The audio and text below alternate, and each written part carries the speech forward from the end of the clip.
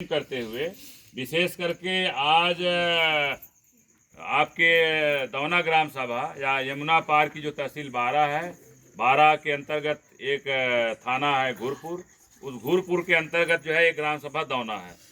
दौना में जो है लगभग आपके 35 बच्चे बच्चियां लगभग 10 तारीख से कंटिन्यू शाम को आ जा रहे हैं। जानकारी है ना?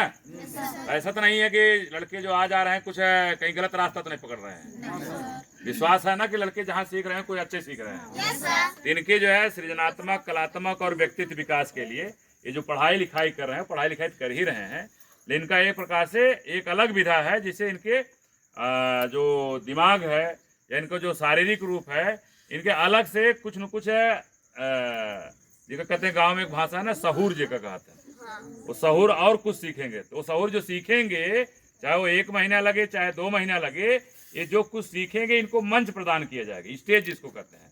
तो निश्चित है अभी हम इनके भी जो हो सकता है 14 अप्रैल के बाद ही काम चले और चर्चा निकल कर आएगी। आने वाले 14 अप्रैल के बाद जो है फिर बुद्ध पूर्णिमा आएगी। बुद्ध पूर्णिमा आगामी जो है मई में आएगी, तो लगभग 5 तारीख या 4 तारीख कुछ ऐसा पड़ रहा है। तो बुद्ध पूर्णिमा पे लगभग यहाँ 3 या 4 टीम बनेगी।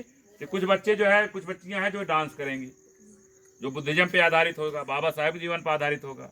इसमें और बच्चों की जो टीम होगी, 2-3 नाटक हैं, ये अच्छी तरह तैयारी हो जाएगी। ये बच्चे अपने इस गांव में जो पढ़ाई लिखाई करें, इसके अलावा इनके अंदर जो सृजनात्मक, कलात्मक और व्यक्तित्व का जो विकास होगा, इसका परफॉर्मेंस 2 महीने बाद 5 मई को या 4 मई जो भी बुद्ध जयंती जो आएगी, वो दिन इलाहाबाद में ही काम किया जाएगा, यहाँ पे नहीं है। ये बच्चे जो सीखेंगे इनको आपको लेके आना और पूरे गाँव वालों को भी आना पड़ेगा। देखिए हमारे बच्चे क्या सीखे हैं, या भैया जी आके हमारे बच्चों को क्या कुछ सिखाए हैं, तो देखिए क्या कुछ अच्छा लगता है कि नहीं लगता है।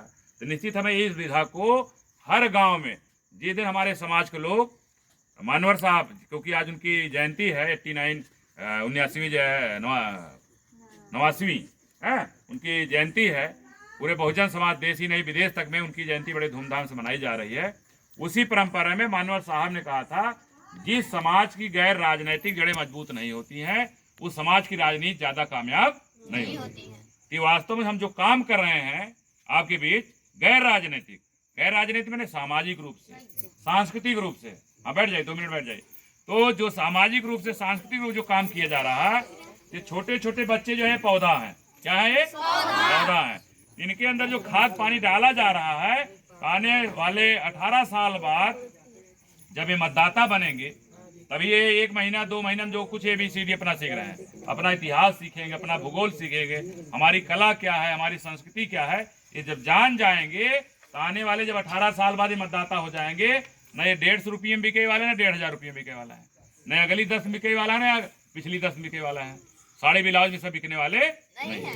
लेकिन आज क्या है, जो जनरल समाज के लोग हैं वो जानते हैं कि अनुसूचित जात का वोट कैसे बिकता है। हमारे लोग बिक भी रहे, ऐसा नहीं ना, बिना बिके कैसे, जो 3% जो हमने आपको बताया 3% बैठा, आज भी जब से देश आजाद हुआ वही सत्ता में बैठा है, भले हो या ना हो, लेकिन अपने आदमी को बैठा देता है, उससे काम करवाता है। तो वही 57% लोग क्या देख रहे हैं। आज भी देखा जाए कि आए दिन, जैसे भी हिंदुस्तान ने छापा था कि आए दिन लगभग 16 महिलाओं के साथ या लड़कियों के साथ बलात्कार हो रहा है। हम एक और 36 इंच का या 54 इंच का कितना सीना लेके घूम रहे हैं भैया, हमारे प्रदेश में या देश में कहीं अत्याचार, कहीं कुछ भ्रष्टाचार नहीं है। लेकिन हम नहीं कर रहे हैं। ये NCERT जो भी रिपोर्ट है, वो रिपोर्ट बता रही है कि उत्तर प्रदेश सबसे ज्यादा अपराध यही हो रहा है, उत्तर प्रदेश में। और रैली जो है कि दूसरी महिलाओं के साथ नहीं, विशेष करके अनुसूचित जात की लगभग 16 महिलाओं के साथ डेली बलात्कार हो रहा है। कैसे कहा जाए भाई यहाँ सुशासन है? तो अच्छा सुशासन आने के लिए हमारे जब पढ़े लिखे समाज के लोग गांव के प्रधान होंगे, हमारे जब समाज के पढ़े लिखे लोग विधायक होंगे, हमारे समाज जब पढ़े लिखे लोग सांसद होंगे, अच्छे लोग जब चुन के जाएंगे तो वही लोग देश में अच्छाई लाएंगे। नहीं तो समझ लीजिए जो जैसा करके जा रहा है वहीं जाकर वही चीज कर रहा है, जो भ्रष्ट है वहीं जाकर भ्रष्टाचार कर रहा है। कोई बजट पास हो रहा है तो उसके पीछे कितना कमीशन आएगा, उसी में लगा हुआ है। तो जो आप सब 3 अप्रैल को 12 तहसील में जो धरना प्रदर्शन रखा गया है, एक सूचना ये मिली है, जैसे मान लीजिए चमरौटी है, बगल में पसियान है, विश्वकर्मा बिरादरी है, कुछ और बिरादरी है। हमें जो जानकारी मिली है, गांव का प्रधान और सचिव दोनों लोग मिल करके हम ही केका कॉलोनी देव केका नाई कॉलोनी देव कोई लिस्ट बनाई रहा है। जी सर, सही बात है। चमरौटी में पसियाने धुबियाने हमारे खपड़ाइला 75 साल से बा हमारे लिस्ट में नाम नहीं आवता है, लेकिन जेकरे ये 4 पहिया गाड़ी बा वो नौ कॉलोनी पास है। जेकरे दुई नल्लैया बंदूक घरे में रखा है वो लाल कार्ड सफेद कार्ड बन गए राशन लेते हैं फ्री में, समझा।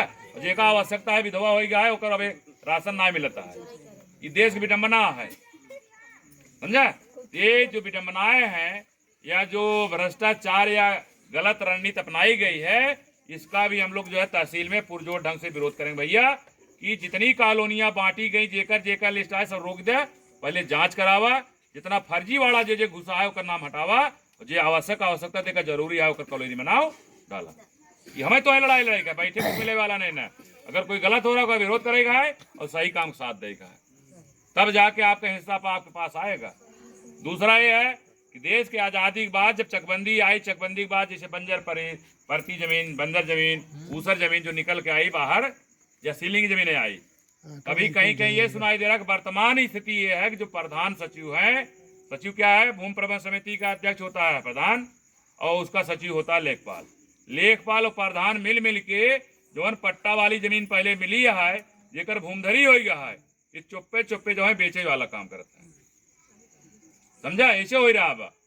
हमें ये धन पुरजोर ढंग से विरोध करे कहा है और आवे वाले समय में जब चुनाव चाहे प्रधानी का आवे, चाहे विधायकी का आवे, चाहे सांसदी का आवे, तो ऐसे न गंदा आदमी तोड़ तो ना देगा, गंदा आदमी कोट ना देगा। हमें सही आदमी जो पढ़ा लिखा है सही काम कर सकता है वही प्रधान बनावे का है, वही विधायक बनावे का है, वही के सांसद बनावे का है कि नहीं। नहीं यहाँ हर आदमी क्या पैसा के पीछे दौड़ रहा है, वो समाज नहीं देख रहा है, मोहल्ला गांव नहीं देख रहा है, ओकर जेबा कैसे भरे ये देख रहा है, तो उनकर जेबा हमें सब काट देगा, ठीक है ना।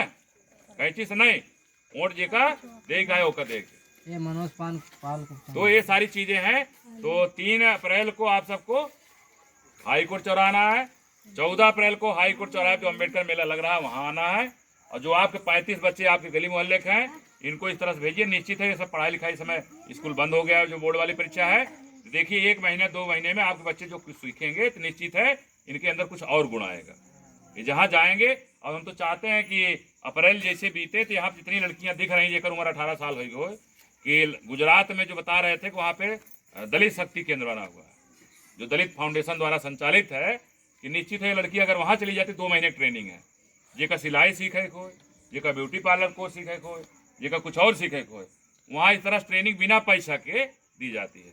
इतने साथ साथ जो हमने बताया योगा वाला, मेडिटेशन का, आपको एक्सरसाइज, जैसे आज मैं अपने ग्रुप में डाला था 2 या 3 पोस्ट डाला था, तो देखिए वहाँ जो लड़कियाँ सीखने गई हैं 1 दर्जन, वो सब कितना परिपक्व हो गई हैं, कुछ यहाँ लजात हो शर्मात हो ना बात कही पर, लेकिन वहाँ देखिए एकदम फ्रैंक होकर लड़कियाँ आ रही हैं। निश्चित वो लड़कियाँ जहाँ जाएंगी वहाँ समझ लीजिए जहाँ नहीं आ रहा है वहाँ प्रकाश होना शुरू है।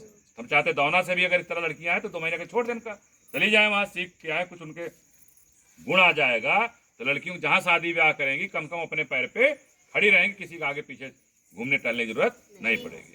तो इन्हीं सब चीज़ों के साथ जो है कि हम लोग 3 अप्रैल को जो है 12 तहसील मिलेंगे ज़्यादा संख्या में, और फिर 14 अप्रैल को हाई कोर्ट चौराहे पे बाबा साहब जो राष्ट्र नायक बोधिसत्व संविधान निर्माता हैं, ज्ञान के प्रतीक है, उनकी हम जयंती धूमधाम से मनाएं, क्योंकि वही हमारे लिए, हम कह सकते हैं वही हमारे लिए भगवान। उनको पूजने की जरूरत नहीं है, बाबा साहब को पढ़ने की जरूरत है। जिस दिन हम सब बाबा साहब पढ़ लिए तो समझ लिए बाबा साहब ने कहा शिक्षा वो शेरनी का दूध है, जो पिएगा वो गुर्राएगा। हमें शिक्षा प्राप्त करनी है, चाहे जैसे भी शिक्षा। हम कहें 2 समय में, एक समय ही खाइए, लेकिन एक समय पैसा बचाए के, भोजन बचाए के अपने लड़कियन के जरूर पढ़ाओ।